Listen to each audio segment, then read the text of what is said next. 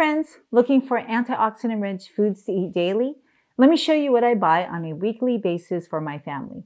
Number one is strawberries. Yes, these are my strawberries that I bought this week from a local farmer.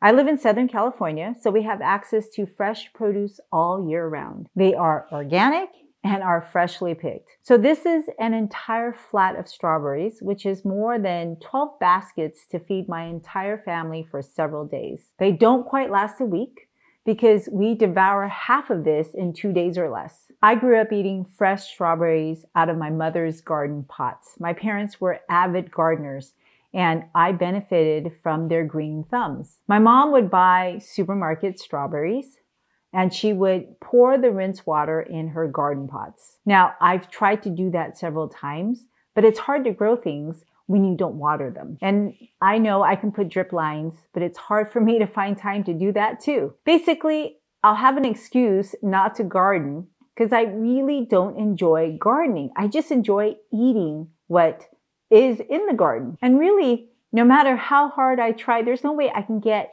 that many strawberries unless I quit my job and made farming my lifestyle. So I just look for fresh ingredients and I pay a little bit extra for it. But I save a lot of money because I won't buy processed foods. When picked fresh, strawberries are fragrant, they're juicy, they're extra sweet, and they hardly have any calories. My kids' friends, they always comment that the fruit tastes different at our house.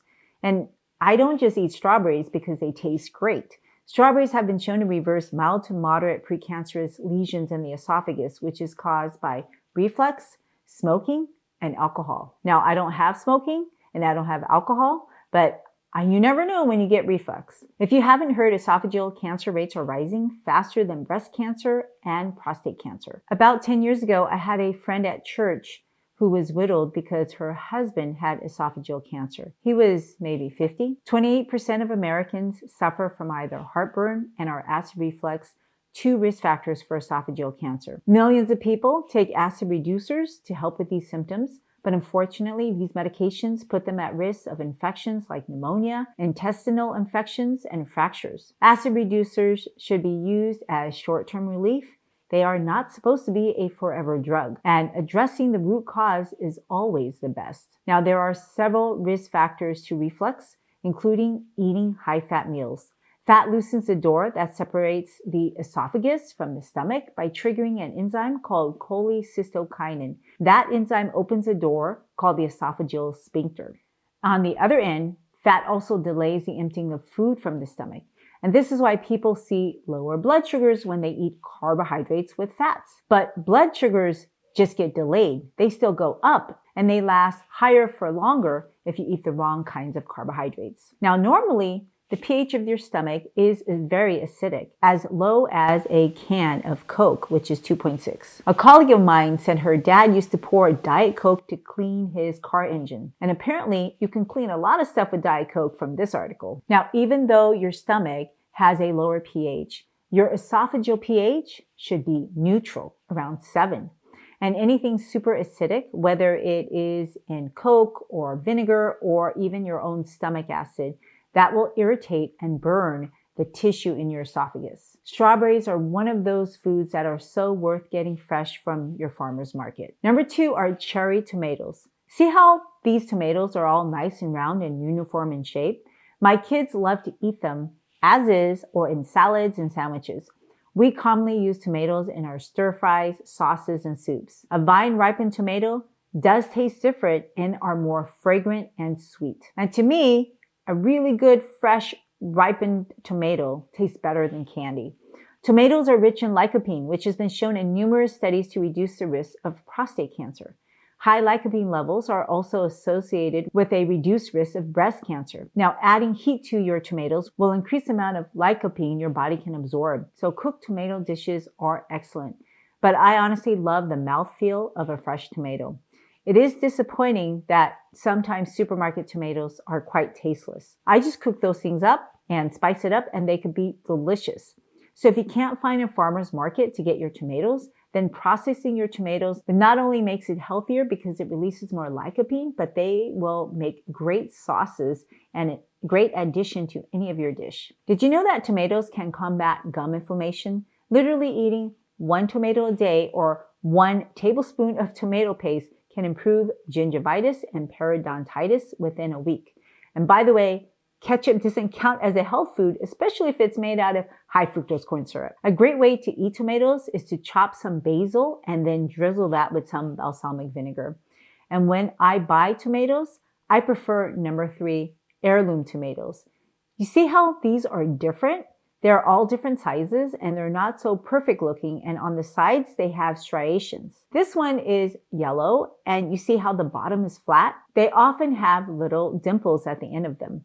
And this is how I can tell that it's an heirloom tomato. Now, I don't mind that these tomatoes are small. In fact, I look for small tomatoes because I purposely want to eat that tomato skin. That's where the majority of the lycopene is at. Now, if you can find a vine-ripened fresh heirloom tomato, the flavors will blow your mind away. And the bonus is that they are not supposed to be genetically modified. Did you know that in America, tomatoes are legally considered to be a vegetable, even though it's scientifically a fruit? In California, people enjoy sauces and salsas made out of tomatoes. They are so delicious. And that's why this native plant from South America took off in Europe after it was brought over by the 16th century Spanish explorers. Now, I am amazed that this fruit was once called the poison apple and it was considered deadly, which is partially true. Tomatoes belong to the nightshade family, and the root, stem, and leaves, they are poisonous as they contain a neurotoxin called solanine. Now, don't eat any part of the plant but the tomato fruit. And I'll usually cut the head off the fruit as well. Now, today, the average American eats 19 pounds of tomatoes a year, and this includes pizza, ketchup, and spaghetti sauce. Now, just remember that eating ketchup isn't a serving of vegetables, especially since tomatoes are not really vegetables. Sadly, the consumption of tomatoes pales in comparison to the consumption of table sugar, which isn't really even a food. Sugar is a food additive.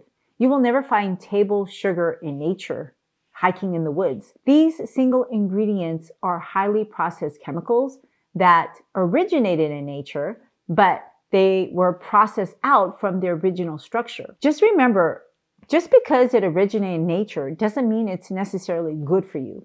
Cyanide is all natural, and I think everybody would agree it's not good for us. Plants have natural cyanide in them, including the pits of peaches and seeds of apples.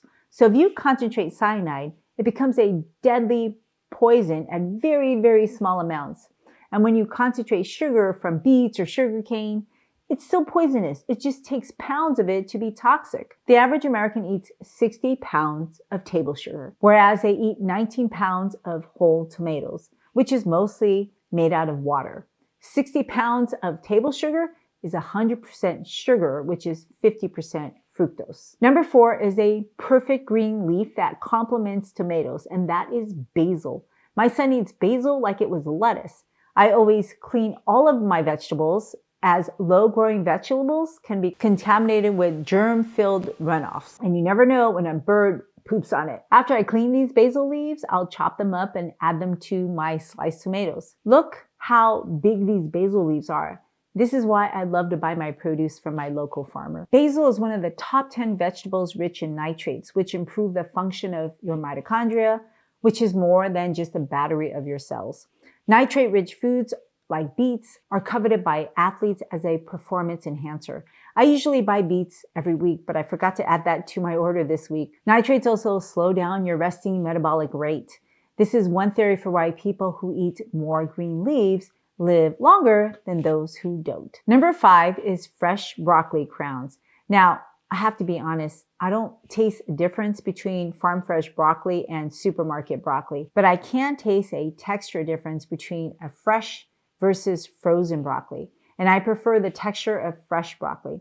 But when I'm in a hurry, I will use frozen broccoli. You can eat all of the broccoli, even the broccoli stem, but the stem is harder than the crown, especially if it is more mature. My son won't eat stems, but the stem is still very nutritious. So when I give him a bowl of broccoli, there's always a bowl of stems left. So I usually try to cook the crown separate from the stem so that he doesn't waste all the stems. When I buy broccoli from the supermarket, I will inspect it to make sure that the crowns are fresh. So I'm looking for green crowns, not yellow, especially not with black specks. The greener the better. When broccoli goes bad, the crowns will rot first, and sometimes mold can start growing on the crown, and you'll see that as black spots. But these broccoli crowns are perfect. They're really fresh. Now, there's no way I can eat all this produce in one day, so to make it last longer, I will refrigerate my produce in a bag and stick a paper towel that collects the condensation. This prevents them from spoiling as fast. And you'll notice when you buy produce locally,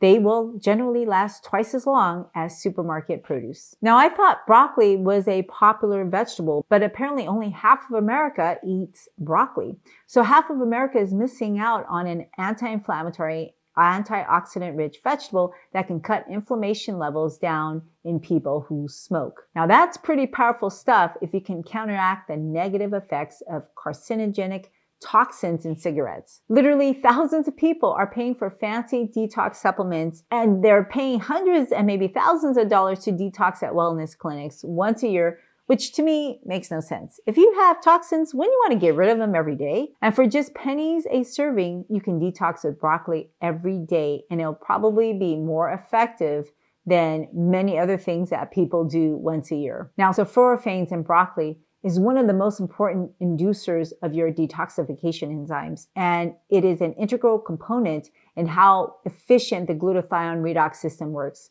These enzymes are in your liver as well as your lungs. Pollutants that we eat go directly to your liver first, and it's the liver's job to remove them to protect the rest of your body. But pollutants that you inhale directly attack your lungs first. Air pollution causes 7 million people to die every year. It's obviously worse if you live in a polluted city. So I'm really glad California has made rules and requirements to demand that companies and car manufacturers protect our air. So I think our air quality has been improving despite having more people and more cars. But the pollutants that people don't realize they are inhaling, which also have a profound effect on their health, is really in their own home. Your gas stove, the cooking fumes that you make, the cleaning agents that you use, and the perfumes and air fresheners can all be sources of toxic air pollution.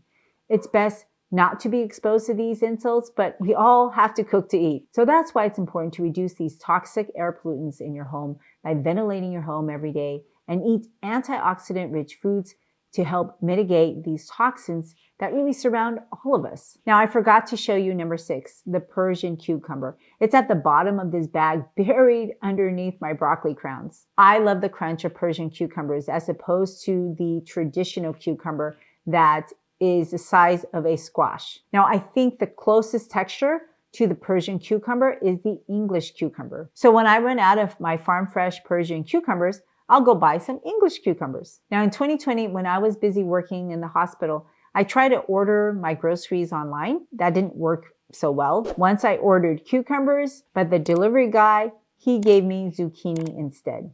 And anybody who has eaten a cucumber and a zucchini can easily tell the difference. The vegetables do not taste the same, and they don't even actually look alike. Zucchinis have larger stems as well as smoother skins. And another difference is that cucumbers, they rot really fast. And you'll know they're rotten because they feel slimy. Don't eat that. It's really important to wrap them up in a paper towel if you're going to save them in the refrigerator, and then put that whole thing in a bag, but let the bag ventilate. Don't seal it up. You can eat all of the cucumber, including the skin, which is actually the crunchiest part. Now, cucumbers have 1.5 milligrams of spermidine, which is not bad considering that most of it is water. Spermidine is a longevity or anti-aging compound that stabilizes DNA, reduces inflammation, enhances mitochondrial function, and it activates autophagy, which is a recycling program to clear out trash. Your body makes spermidine from the amino acid arginine. However, by the time you're in your 50s, you have half the amount of spermidine than you did at your peak, so it's important to target spermidine-rich foods. Now, if you want to increase your own spermidine production, then it's important to have an adequate amount of folate. This is one reason why those who are folate deficient or inadequate have more DNA mutations. Diets low in fresh fruits and vegetables are associated with folate deficiencies. And if that's your diet, taking a folate supplement could help you prevent DNA mutations. Hence, folate is an important ingredient in prenatal vitamins, and the US FDA has required folic acid to be enriched in grains since 1998. Despite fortifying grains, about 12.8% of people still have inadequate levels of folate in America. That is about 40 million people. I think an easy, low-cost solution to reduce the rate of developing cancer in populations are interventions that reduce DNA mutations, like providing adequate folate to people. Every year, 1.9 million people are newly diagnosed with cancer, and this is why I focus on eating dark leafy greens. Number 7 are Brussels sprouts, another cruciferous vegetable related to broccoli. These guys last longer than most other sprouts, and when you buy them, you'll notice that they have this stem on the bottom, and this is really hard to eat, so it does need to be removed, or it'll be like chewing on wood. It is way too fibrous. I've tried to eat it. I think of Brussels sprouts like a baby cabbage. So when you buy them from the store, make sure that the leaves are all nice and green. When the Brussels sprouts get old, it'll turn yellow, and sometimes mold will grow on them and they'll have black spots. Sometimes I forget to eat them. So to salvage them, I will peel off the outer leaves until I get to clean leaves.